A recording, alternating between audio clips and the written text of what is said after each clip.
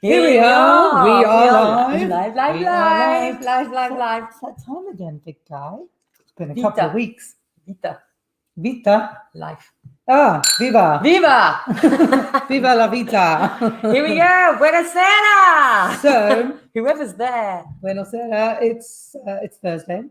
It's the 18th of November today.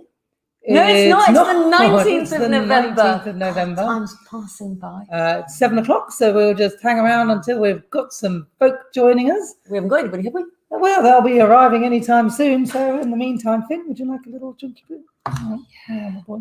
Yeah. Looking very smart. Oh, he didn't like it earlier. He loves it. Of course he does. That's it. Good evening, everybody. Buonasera. Buonasera. Sorry, caught in the act. Welcome to the Italian job. Were we not paying attention? No. I mean, it's 1 minute past 7. Where have you all been, eh? Come on. I've been finned. If you can see dirty marks on my shirt, it is clean. No, we're just letting the old dogs. We're letting ourselves go through lockdown. That's what it is. Hence all the hair. I know. Here we are again. Would you believe it? We've been doing these since March the something or other. 23rd was lockdown 1, wasn't it? And here's the first question, because we don't know the answer to this, but how many of these lockdown events have we done? We know it's something in the region of 40. I'd say late 30s. Anybody who's been there since day one, God, you're brave. Well, first of all, let's pour some wine and have a little cheers to Thursday. Yeah, cheers, everybody. Good evening. Hi, this is Hannibal Brown Wines. We're broadcasting 7 o'clock from the UK. Anybody who's joining us from beyond, welcome. Buonasera. And here we are talking about Il Gioco Italiano, the Italian job. So in more ways than words. It's a mad dash around Italy. And my God, is it going to be like lowbrow? Because there's an awful lot to take in. Yeah, because we don't do highbrow, do we? Oh, no. Anyway, look, cheers, everyone. Cheers. And big hellos to Jane and Luke and Simon and Jane as well. And Liz and Karen and Sarah. Great to see you all. And Woodsy. Lovely to see everybody. For those of you who don't know us, my name's Pam, this is Jude, and this is our star performer, Finn. He's got his little poppy on. He's been wearing it proudly for the last week or so. Finn, who will sit and, he'll sort of like take the show away, actually. If you get bored listening to us, just look at the dog. He's a sitter, but a very welcome addition. But we are Hannibal Brown Wines. We specialise in small, independent producers from all over the world. We tend to specialise in organics, and tonight is no different. We have 2 organic wines. This evening, we are talking about Italy. Italy is enormous, and we will talk a little bit more about that. So there's plenty of information that we probably don't know that you probably do know. We'll probably get some of it wrong because it's a right old confusing place to go. Hence lowbrow. Yeah. So only a safe way to travel. But we have got about 125 wines in our range. We are delivering right up until Christmas. That's the first mention I've made of Christmas, in actual fact. I'm going to have a drink just to get over that. Delivering all over the UK, all through Europe. Every day. So if you want to place your order, just go online at hannibalbrown.com. There's plenty to choose from, or just give us a shout and we'll help you through it. But what's our news? Well, I mean, this is the last lockdown of the year. And this is our last lockdown live event for 2020. So could it be that they'll carry on? I think. Well, let's see. Quite possibly. I think we will probably try and keep the spirits up, certainly in January and February. The news is. Go on. Shall I tell you what the news is? Tell me. Today, hot off the rack, actually. So we've been selling an awful lot of DIY tasting kits. And these are lovely little kits that actually provide you with the opportunity to do your own tasting in the comfort of your own living room. We send out the wine with the questions and the quiz answers. It's all concealed. It's an awful lot of fun. But today we discovered that actually they've been going like hotcakes. And there possibly is a bit of a confusion between Hannibal Brown's DIY tasting kits and the NHS DIY testing kits. So apologies. Far more enjoyable than a testing kit. I've been there, I've done that, and it wasn't pleasant. So a few more. And she's clean. She's clean. Yeah, I'm clean. Yeah, passed with flying colours. I'm very glad to say. So just hello to Keith as well, and Michelle, and Epsom Hockey Club here and drinking. Very Epsom good. Hockey Club, back again. And Richard and Mandy, glad you could make it, and Nettie. So brilliant that all of you are here to talk about Italy. Maybe that means that actually there's more people out there who know F all about Italy and Italian wines, which is what we're hoping to just, pop a few myths this evening. But first of all, I think you had a few words about the Giobo Italiano, as we have now. The Italian job. Yeah. Oh, should we get straight into it? Well, as we've named the tasting after it, there are a few interesting facts, and we do have a special guest this evening as well. Oh, yes. Yes, we do. So there are a few interesting facts. Italy. Well, what should we start with? Let's just go on, bust a few Italian job myths. All right. Well, anybody who's watched the Italian Job, I'm sure everybody's seen it at some stage or another. It is an ancient film, 1969, I believe. Michael Caine. Benny Hill was in it. Benny Hill. I didn't realise that. Unbelievable. My first point, actually. So it was based in Turin. Now, Turin is the capital of Piedmont, and we're going to be talking about Piedmont because our red wine comes from Piedmont. Not a lot of people know this, but the people, the Torinese, the people of Turin, didn't even know that this filming was going to commence in Turin. They weren't aware of it. And apparently the film director did a deal with Fiat to keep it all stum, under lock and key. And that is the reason why when they're out there in their minis shooting around Italy and the horns are hooting and there's, an awful lot of frustration with the Italians because there's gridlock and this, that and the other. It was all true because the Torinese didn't know this filming was going on. So it was all made to be. Brilliant. Yeah. Brilliant. I like real life Italian anger in the background. I like Excellent. that. Yeah. And also, how many minis were made in the production of this film? It's kind of like interesting because a lot of the minis that were used in the Italian in the making of the film were actually destroyed in 1968, which was the year before the film was released. Mm-hmm. So I believe there were about 32 minis in total. A lot of cars. Mini Coopers. Classics. But my question, and I don't know whether anybody knows the answer to this, was why did they use minis when Turin is the capital or is the home of Fiat? I suppose it's not so fast and furious when you're in a Cinquecento. With your a little double car. Nice idea, though. I quite like the idea of maybe remaking it. Right, let's get back to wine. Okay, so first of all, I'm going to pop up a map because I need to know where Italy is. Yeah, it was a very good place to start. And we're just going to whistle stop. Here we go. Let's get the map up. It's a minefield, everybody. It's a minefield. And what I'm going to do is zoom in when I zoom out. There it is. Okay, here we go. So here is Italy, and I'm going to go right down to the football at the bottom, which we all know. Boom. Sicily, and we've done a bit on Sicily when we've done our volcanic tastings because there is a very well-known volcano there. Etna. They got it. It was even in University Challenge this week. Can you believe it? Was it? Did you get it? I did. Oh, well done. There we go. So there you go. Etna, Sicily, used to be well known for mass producing lots and lots of very low-grade wines. Now it's upped its game, and you're looking at a lot of organic, lovely, sort of more artisan wines, right? Absolutely. So then up onto the toe of the boot. Calabria. We must have all heard of Calabria, right? Yes? No? I don't know. They must have done. Home of the mafia. So the colourful blobs here are the wine regions within each area. So yeah, Calabria. We don't actually do any Calabrian wines. No. However, there is wine produced there. Of course. We don't do any Puglia wines either, and yet Puglia is huge. And there is Puglia. There you go. Puglia, which we will talk about, is the heel. Yeah. The heel and the Achilles. Yes. Or the Achilles heel, maybe. Depends whether you're from north or south. And then just zooming up through, you've probably heard of Abruzzo. Rome, I've heard of Rome. Rome.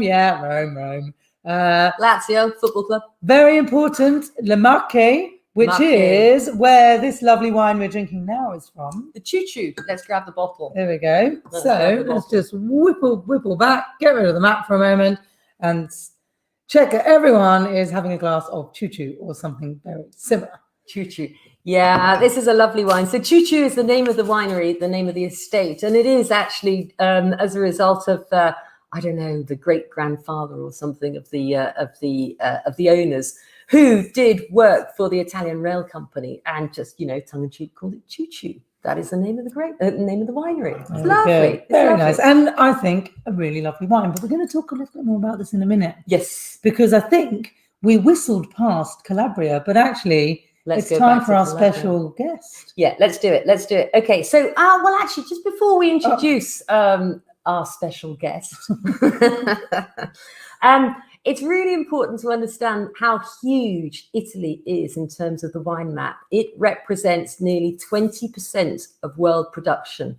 It is massive, and it is a minefield and an explosion of different grape varieties. How many are there? 2,000 different grape varieties. Yeah, really commercially used for wine, around about 400 or so. Yeah, so it's massive. Yeah, and then in terms of population and how the population is dispatches around Italy, Piedmont up in the north, where we didn't actually get to on that map yet, represents how big a population? It's a third of all of Italy's folk are residing up in Piedmont. So it's, there's a lot of rural. It's up in the north, but of course the two main capital cities of Piedmont are Milan and Turin. So there's an awful lot of manufacturing, an awful lot of industry up there, which means the poor old south struggle. And I know that apparently Calabria at the moment has 75% unemployment. And imagine that. I mean, it's just horrendous.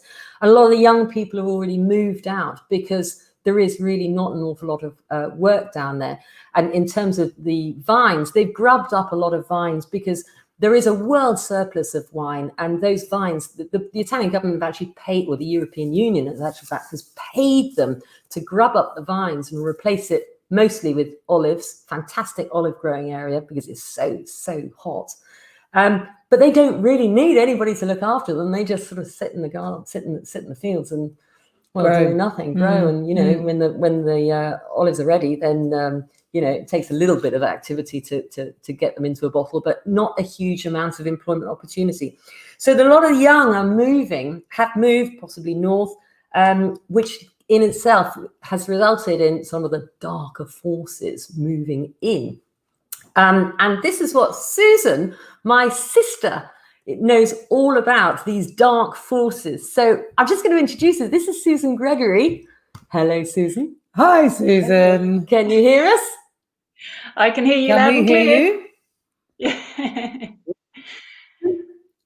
We can't hear you at the moment. Maybe just can you hear me now? Have a play with the old mic and then we'll just explain. So Susan has lived and worked in... Lived and breathed in Italy, mostly in Turin in actual fact, but she's recently taken on a sort of an ambassadorial role to help a group of producers, both in food and wine basis, that have all sort of like put a barrier up against the mafia to try and stop all these nasty dark forces of sort of extortion and aggression. And, we all know how the mafia works, and have sort of put a block up and said, no, we're going to do our own thing.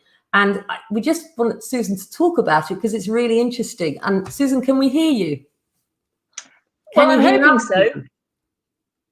Can you hear me? We can't hear you, Susan. We can't hear you. Oh, that's really weird. I wonder whether anybody else can hear Susan. Have you got your mic on, Susan? It says it's fine. It says everyone can hear me and see me. Maybe try exiting and rejoining and test the mic, and we will zoom up through the country in the meantime. Okay, she's gone. She'll be back. She'll be back. But just a few more generic Italian wine facts. So Italy is way more... Oh, they can hear her. Oh, okay. Well, I'll tell you what. When Susan comes back, you can all hear her. For some reason, we can't. But we can probably work with that. Yeah. Yeah.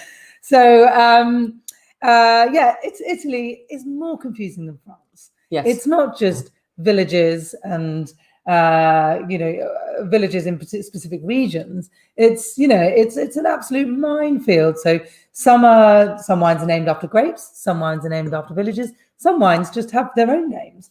So it's really incredibly confusing. But Susan is back. You can all hear her. Let's pass her. Let's bring her back on. Sorry, Susan. It's a technical R end. So we'll just go with introduction. Give us a thumbs up when you've finished speaking, and we'll carry on, I suppose. So, Okay. Over to you, Susan. Go for it. Okay, so I'll just crack on. I'll firstly just do a slight correction because Milan isn't in Piedmont. Milan is in Lombardy, but it's a minor thing between friends. Yeah, Calabria. Calabria is obviously one of the poorest regions of Italy, and is home to one of the most powerful forms of the mafia. So Sicily has a mafia, Naples or Campania has a mafia, and also so does Calabria. The one in Calabria is called the 'Ndrangheta, and it's arguably the most powerful and runs most of the drug rings in the world. And it's actually international. It is not just in Calabria, it's just that that's where they originally came from. The reason why Pamela wanted me to speak is because on my travels in Calabria, I've met a number of people and sort of got a bit closer, really, to what's going on. And recently, well, over the last couple of years, we met some people who run a farm, and they told us their story, that they had been blown up basically 7 times, or attacked, I should say, 7 times in 7 years by the mafia, because they refused to pay the money.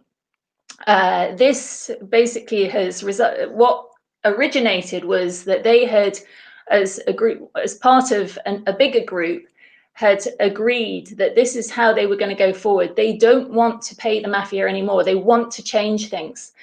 And but the mafia don't like this, and so things happen, from petty theft through to, for example, a warehouse full of agricultural machinery being blown up. Because of the group, the community that they have, they are supported. And there's the tractor that was blown up, and there's Concetta and Nicola, and who are super, super nice people. And they are very, very brave. That's the thing that comes through more than anything else. They are determined that this is going to be the way forward, that they've got to clean things up. Now, interestingly, one of the things that they are that this group insists on is that everything must be organic, and the reason for that is because a kilo of fruit, whether it be grapes or clementines or lemons, is worth about 5 to 10 cents, obviously euro cents. A kilo of organic fruit is worth about 40 cents. Now, what that means is if it's organic, you can afford to pay people a decent amount of money. To be able to sell it at 5 to 10 cents, you can only work in the black market. And so that is the reason why they are going organic. So I know Pamela's talked a lot about the benefits of organic. There are actually other reasons, which means that people get a decent living wage. If you're interested in their products, they are on sale now. I've just brokered a deal, which is great. They're coming in from Calabria and they're being sold at Borough Market. So if you look for the Parma Hammer mozzarella stall, you can find their organic olive oil, their organic jams, from bergamot and lemon to mandarin. So, please support them. It's just, they are trying to do something that is incredibly tough. It's quite humbling when you meet these people, because you just realize how lucky we are. So, oh, I'm trying to pass them back. Hello, hello. Hello, hello, you're on mute.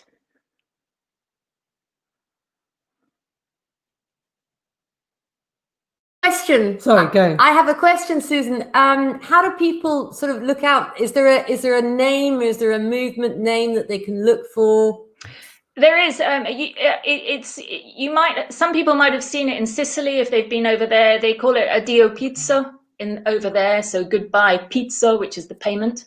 In Calabria, it's not quite as, I don't know, good. They call it, the organization is called Goel, Goel. It's not very catchy. but they're trying, and actually they're doing phenomenally well. They've been going about 10 years. As I say, these people have been attacked 7 times in 7 years, because they come back stronger every time. So, for example, when the tractor was burnt and the warehouse was burnt, they came back with a whole new warehouse and a whole new tractor. When the mafia takes down 20 olive trees, they come back with 40. So every time they come back stronger, and now the mafia is starting to move away from them. So goel is the term. It's not known very much in Italy. So as I say, I'm really delighted that I've been able to help them out and bring their stock into Borough. Maybe we'll even get some of their wine as well.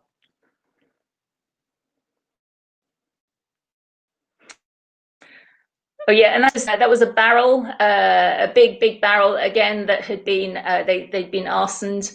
And they just said, right, okay, they've been, it's a shame we've lost this huge barrel, but we're going to turn it into something else. And this is what they've done with it. It's, they're resourceful people. Susan, thank you very much. Yeah, that's brilliant. fantastic. We've just put a photograph up. Anybody who can see the photo, that is an old barrel that also was damaged and badly in one of these attacks. And they've turned this huge, great barrel into a rather nice, little, pleasant-looking sort of like, I don't know, place where you can have your aperitif. Brilliant. Something everyone needs in their garden, if you ask me. Yeah, that's fantastic. Yeah, thank you, Susan. That was really brilliant, really interesting insight. We're probably going to put a little sort of paragraph up on the website in the coming few days. Sorry, Susan, we can't hear you. I know that everybody else can hear you, so that's great. Well, we did manage actually to catch it through the wonders of technology and friends with phones. So we did hear you, but not directly. But I think the key is in actual fact that, it's the wine industry, people don't really appreciate actually, the poor old producer at the bottom end. He's the guy that works so hard and more often than not gets, a pittance. Mm-hmm. And with all these other external forces playing havoc, it's even worse. But anyway, hey, let's see what it does. Good stuff, with Susan. People like Susan banging the drum, the world will be a safer place. You don't want to cross your little sister. That's all I can say. But no, brilliant. Thank you very much. That was really brilliant to have a bit of insight from first hand. So thank you, soon. Susan. Cheers. Okay. Oop. Right. Sorry about that, everyone. Well, you were absolutely fine, and we would like to thank Swite for her addition of some sound effects so we could hear what was going on. So end, technical issues. We never profess to be technology geeks, but we can tell you a thing or two about vino, which is really quite important. Okay, right? So I'm just going to talk a little bit about Italian whites as a general. Now, this is a real general statement, but bear with it because I think it rings true across Italy. There's so many Italian grape varieties in white wine and red Italian grape varieties. But with whites, and I'm talking about whites of a sort of slightly higher level than maybe your basic supermarket Pinot Grigio. And that's the last time I'm mentioning that word. Some of the other sort of higher quality grape varieties, they tend to have this sort of slight viscosity, and I always love it. And it kind of like lifts up the ripeness and the fruit in it. And I love this wine. It's made out of 3 grape varieties. Doesn't really matter whether you want to remember them or not, but they are Pecorino, just like the cheese, Passerina, and Trebbiano. Mm-hmm. And Pecorino and Passerino are actually indigenous to the Marche region. Personally, I've never been to Marche. I'd love to go to Marche region. It's proper off the beaten track as a region. And anybody who gets the opportunity to go there, let's just get that map up again. There it is. It's that yellow bit in the middle. It's off the beaten track. It's a fantastic tourist destination. And as anybody who's been to Italy, it's so medieval. It's just unbelievable. Every different little village. Marche is no exception. But Pecorino is indigenous to this region, and Pecorino is a really, really popular grape variety with Italians. Isn't it? Well, they know what it is and they've heard of it, but also it is a bit of a go-to, though. Like everybody goes, "Oh, I'll have a glass of Sauvignon Blanc."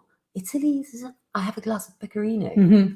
Much better than Sauvignon Blanc. Much more interesting. Actually, I've got some interesting information about Pecorino. She's got a lot of information this evening. I love my kind of facts and figures and a bit of interesting history. But Pecorino was nearly lost and died and dead and buried. And in the mid-20th century, they actually thought it had become extinct. There was no hide nor hair of Pecorino. Like the dodo.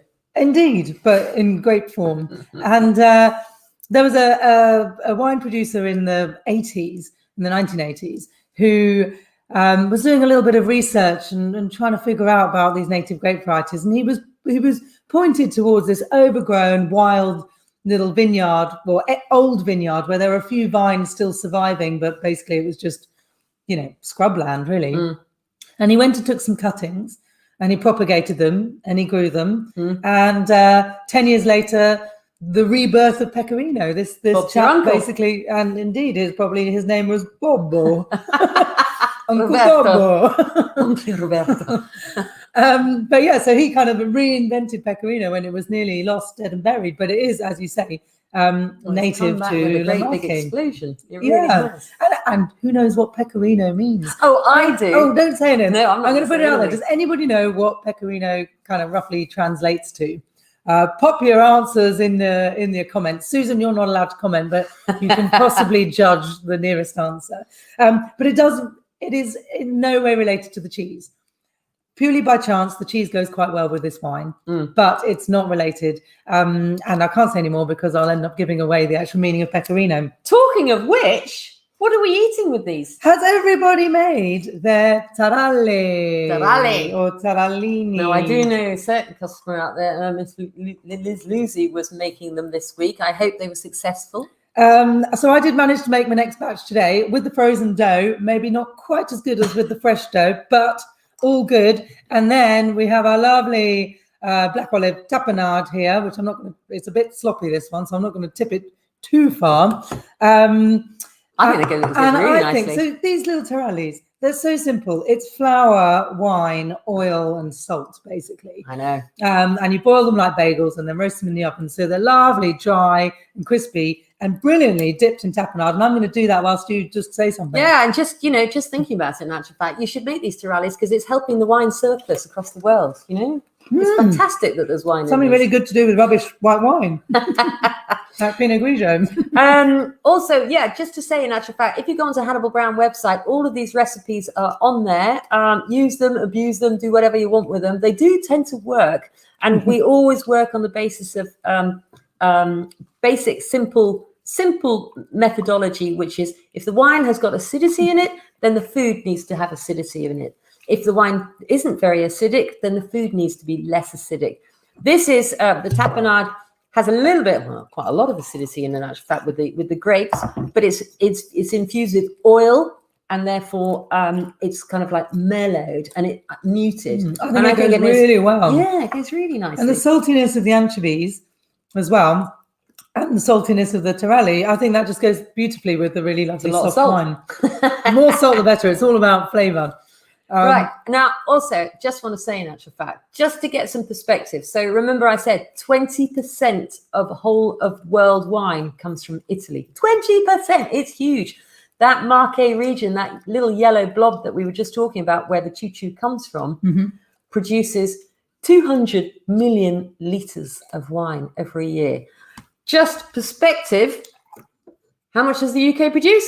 16 million bottles, so not even litres. There we go, probably about 12 million litres. 12 million litres in the UK, 200 million litres in Marche. And here is just a nice I love photo. it. That's a good fact. It's a good fact. And here is just a really nice photo of the Choo-Choo winery and the family producing donkeys years ago. Yeah. And I just love that. I thought that was actually, it was only, the winery was only opened in 1980. The Choo-Choo winery, but the family they're in black and white.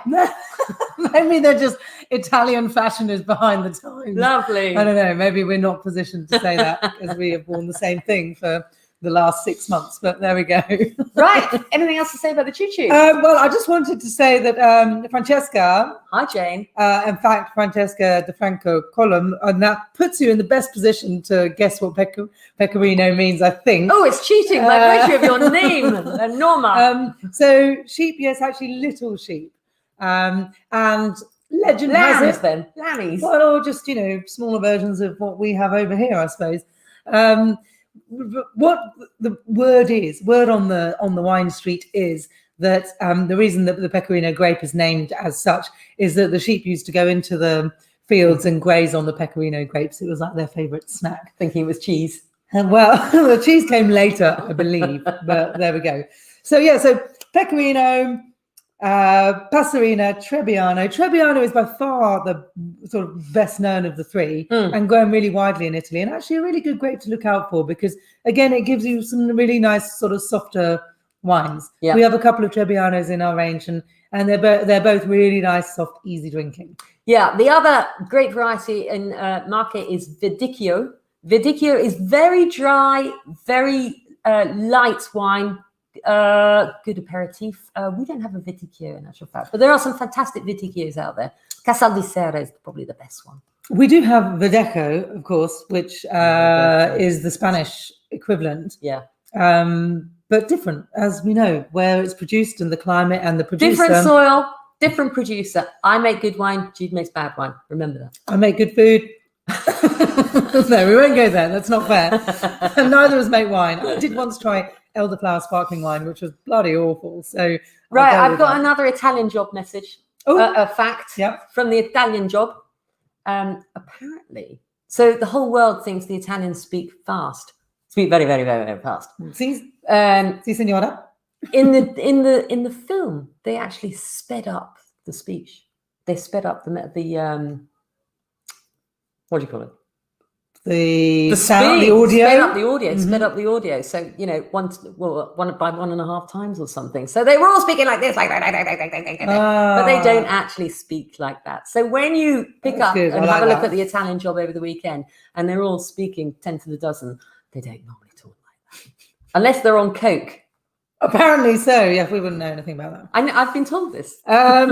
So we're going back Which to of course they could be on coke. Well, they could be. Yeah, I mean, that was in the 60s, wasn't it? Coca-Cola or cocaine, I don't know.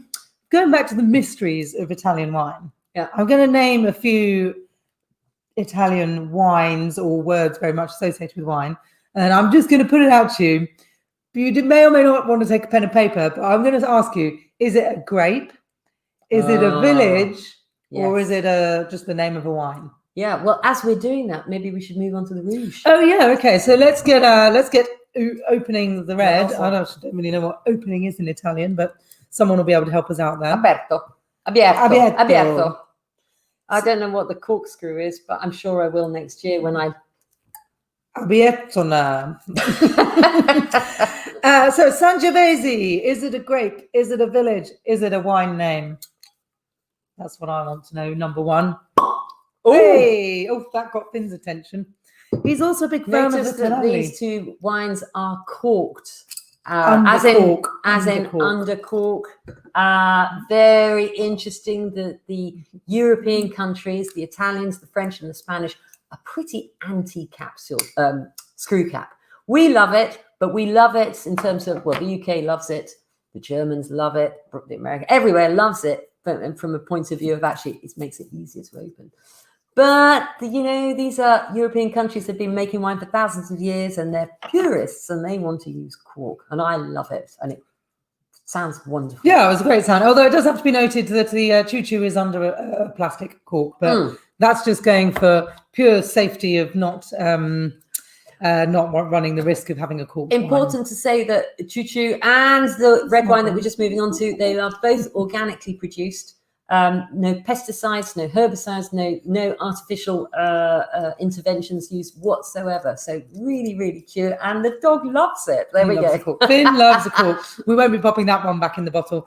So when we wanted to do our lovely classic Italian wines, we thought, gosh, if we do a £60 bottle of Barolo, is anyone actually going to join us? Yeah. So we thought, no, let's go more approachable and easier going. Yeah. Now, this lovely bottle of red wine the grape is Dolcetto From Piedmont. from Piedmont. We need to get the map back Oh, up. let's get the map up. Okay, hang on. Moving up the bear with boots. me.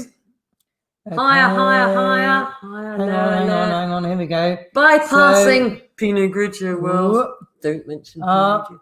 Here Up we go. and up and up and up, and there we are. Citroën. There it is, this orange area. You'll see Asti. Sorry, the map is a little bit We're well zoomed in. So that orange area is Piedmont, home of a third of Italy's folk, and also arguably the finest wines in the world. Indeed, right? Indeed. On a par with Bordeaux. It is sort of known as the sort of Bordeaux, or the equivalent of Bordeaux to France is Piedmont in Italy. Yeah. Or Piemonte if you want to, if you're Susan. And you can get away with being vaguely Italian. It is home of the king of grapes. Shall I say? Yeah. Nebbiolo is the king of grapes, or the king of Barolo. And then, as Jude said, in actual fact, we could have put a Barolo out this evening, but nobody would have joined us because we would have been £100 short. We would have had a lovely time. The thing about Barolo wines, though, is that they are designed. They need they need to mature for years and years and years. Mm-hmm. A little bit like Chianti as well. If you drink Chianti too early, then you might as well just throw your money down the toilet. It is pointless. The wines are hard, austere, acidic. Barolo is the same. It is pointless. Barolo needs, it's got to have a good 10 years or whatever. So we've got something, it's a little bit more accessible at an earlier age. And I can't remember what the vintage is of this. 2019. It's There super we young. go. It's Super super young. But still, note the colour. Yeah. Okay, this is a real, quite deep purple colour. Yep. But it's not a big, heavy wine, and it is not a wine that will age. It is a wine that's made to drink young, because Dolcetto translates as little sweet one. Little sweet one. Now, it's actually... You're a little sweet one. He is a little sweet one. And yes, hi, Kerry, by the way. I'm Claire. He has got a poppy on. Little sweet one. However, the grapes are not small, and actually doesn't really produce particularly sweet wines. So it's a total misnomer. But there we go. It's an interesting fact nonetheless. I think the interesting thing also about Dolcetto is that it's lesser known, and it's often overlooked. And overlooked for all the wrong reasons, because it's got lovely concentration. It's a lot more affordable. I can't remember, how much is it? $16.99 for this particular wine. $16.99. Bear in mind, you're never going to get ridiculously cheap Italian wines from small producers, because the cost of production in these regions is immense. A little bit like New Zealand, where cost of production is very high, and therefore your New Zealand Sauvignons are considerably higher than your Chilean Sauvignons, for example. Mm-hmm. Labor is expensive, land is incredibly expensive in Piedmont, and so that just reflects in the price. Okay, but that is where you get excellent value from finding these little nuggets. So just talking about Piedmont, it's the foot of foothills, translated Piedfoot, Mont, mountain, I guess, foot of the Alps. Hill. Yep. So you've got the Alps. There are the Apennine mountain range towards the south. Basically, it's quite a hilly region, and it can't all be planted, because it's not like Bordeaux, which is big and open and rolling, and you can just plant it everywhere. So, they are a bit restricted. But what you do have is then sort of real ranging in altitudes, and something I learned recently, which is really interesting. Here we go. Fact coming up. So what you've got the Alps, which is cool, mountainous, cool air. You've also got the Mediterranean, right on the coast there, which is warmer climate. So what happens is overnight, everything cools right down. And in all of those valleys of all of those hillsides, a fog settles. And that fog takes half a day to burn off in the sunshine. And then eventually in the afternoon, you can sit in the sunshine and have a glass of wine if you're down the bottom. But those higher planted areas, they get the sun first. So whereas often high altitude, you'd think would be cooler, actually they have much better growing conditions. So your Nebbiolo is planted in these prime probably south facing high areas where they get lots of sunshine, and then down in those foggy foothills you get things like Dolcetto planted. And it's not a bad thing. And the reason Dolcetto works so well is because actually as a grape, it's much easier than Nebbiolo. It ripens earlier as a softer fruit in that sense. Whereas Nebbiolo, gosh, you know, even if you have got the perfect growing season, you've still got to wait 10 to 15 years for it to be enjoyable. So drinking young, cheap Barolo is not even, it's not worth it.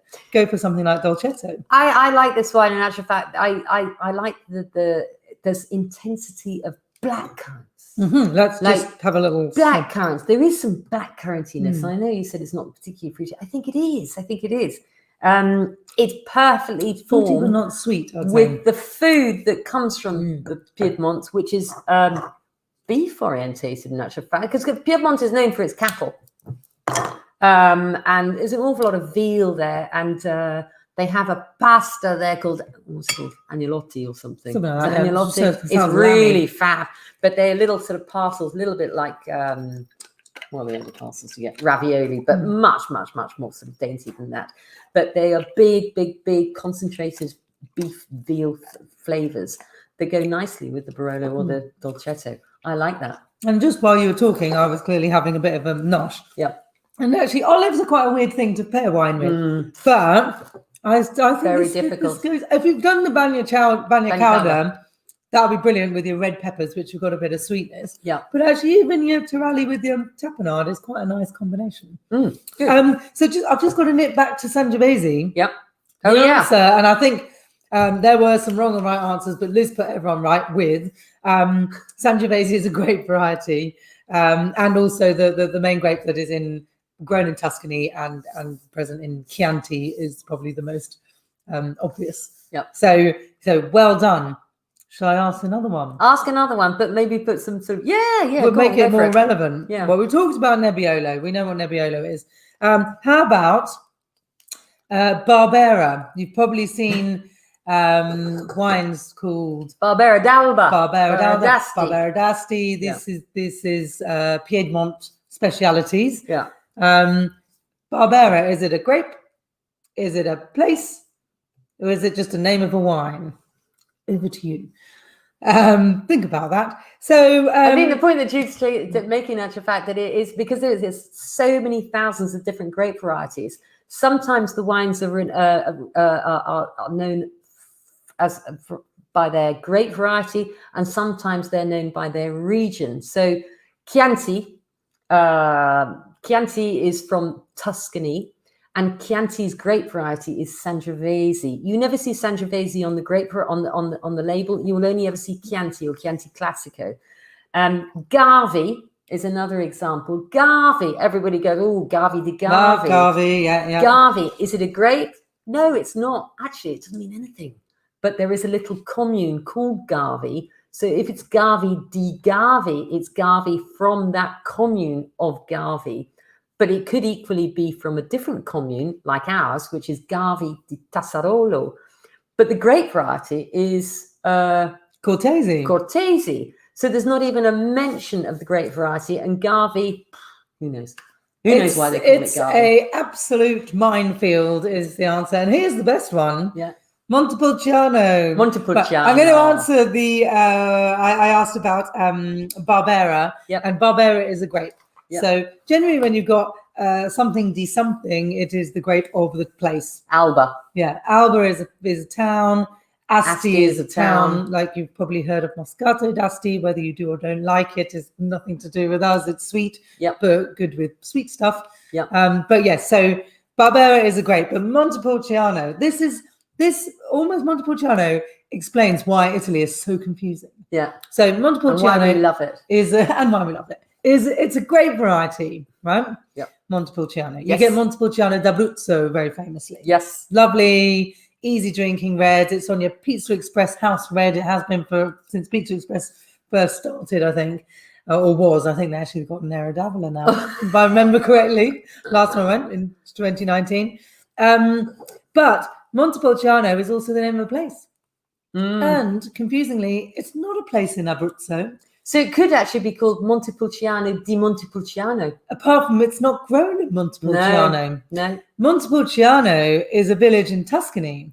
Yes. And the grape It's Sangiovese. It's Sangiovese. Confused? Let's Let's not go there. No, we're not even going down that route. You're right. So let's get back to this lovely Dolcetto. Yeah. So organically produced by Maria Abono. Anna Maria Abono.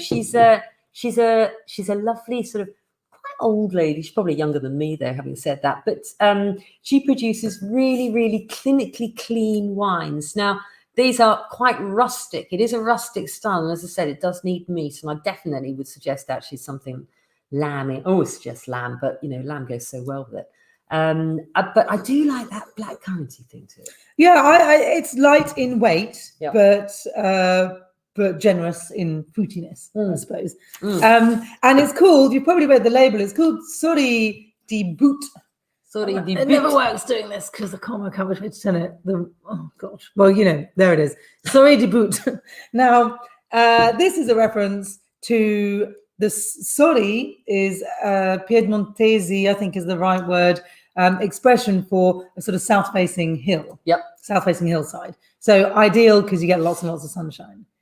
D is kind of, and boot is the shack, is the farmhouse. It's kind of hamlet, yeah. It's the hamlet. Also known as booty, which I think is kind of quite entertaining. So it could be called Sori di Booty. But yeah, so there is a bit of an explanation on the label. And actually, compared to a lot of labels, this wine, it tells you it's Doliani. So Doliani is very well known in Piedmont for producing good Dolcetto. Well, I think the nice thing about this is actually, in fact, this is a good example of a producer who's actually slapped a label on the back. A lot of Italian producers just don't bother with the back label, but at least this one's on it. And an added benefit for all you Italian aficionados is that it's in Italian and you can practice your Italian. It's fantastic. I love it. Read the labels in an Italian accent. It is how much? $16.99. $16.99. The choo-choo is $11.90, I believe. They're both available at Hannibal Brown for as long as you want. They will be there. They are our sort of, pride and joy on our Italians. We've got lots of other Italian wines. We have a wonderful, wonderful winery in Sicily going right back down to the south called Boderi Papinello. That's in Sardinia. Yeah. They have a red and a white. The red is called Cananau, also known as Grenache. Yes. And it's one of my wines of 2020, possibly 2019 as well. I love that wine. The white is a Vermentino. Anybody who's been to Sardinia will if you've ever gone and bought wine in a restaurant in Sicily, it would Sardinia. in Sardinia, sorry. It would ordinarily be Vermentino as the white grape variety and Cananau as the red. They are really lovely wines. I definitely recommend having a look at them. I've got there's something I wanted to say because it was something I discovered whilst I was having a little read about this. Yes. Another really great reason to visit Italy. It's medieval and it's lovely. Specifically and the Abruzzo region. Oh, yes. Right. There is. Oh, yes. In this little village called Pay attention, everybody. Caldari di Ortona, right? There's a little village in Abruzzo. There is a 24-hour free red wine fountain. What's that like? I mean, I just, on. talk about they put us out of business, haven't they? Arguably. So you just go along and just hit the button, top up, walk away. Cheers. Happy days. Isn't that fantastic? It's positioned on the sort of pilgrimage route to Rome, which is the Camino di San Tommaso, so the St. Thomas Way, basically, which is a big, long 300k pilgrimage walking that you do. So obviously in Italy, you stop to get your flask filled up with wine and not just a drop of fresh spring water. So just tell everybody where it is again. What's it called? So it's Caldari di Ortona, and it's in the Abruzzo region.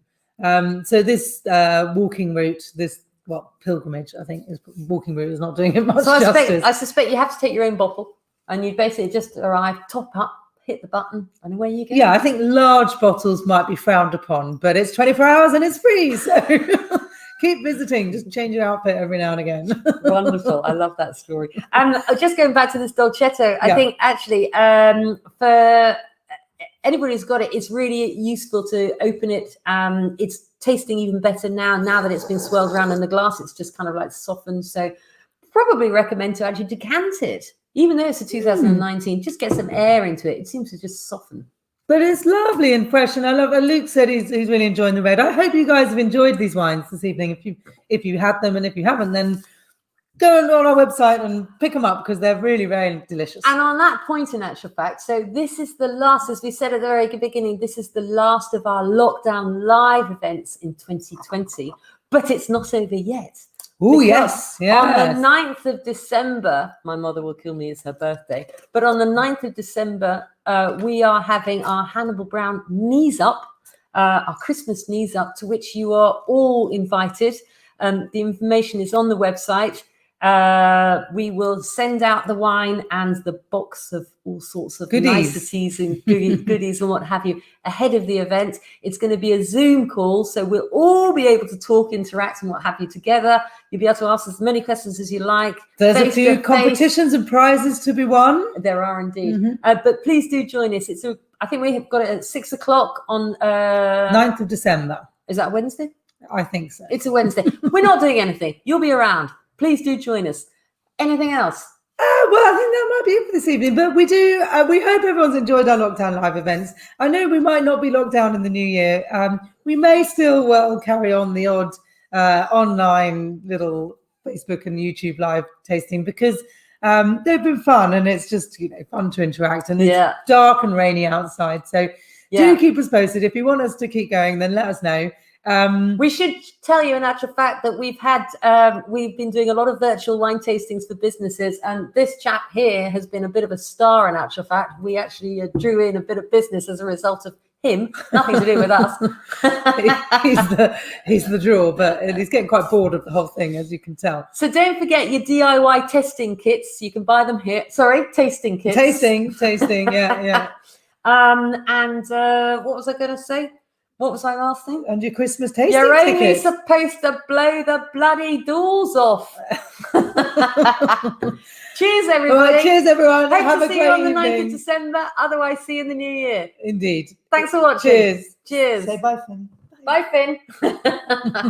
Bye, everybody.